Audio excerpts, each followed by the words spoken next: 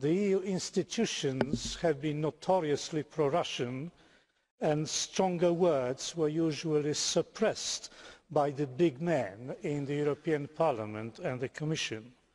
The unpleasant fact is that there is not much that the EU can or will do about Russia.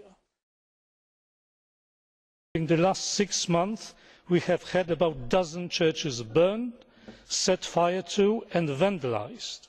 We had the Belgian Archbishop physically attacked by pro-abortion lesbians. We had an opposition politician in Poland assassinated and the leader of the opposition receiving death threats. We had respectable statesmen vilified in this chamber and outside it by leftist fanatics.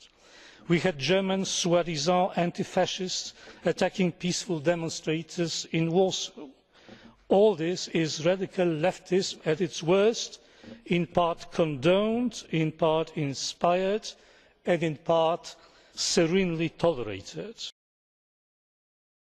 I was shocked that you didn't address the issue of the atrocities committed against Christians in Nigeria. The fact that the EU is silent on this issue, I find it disgraceful.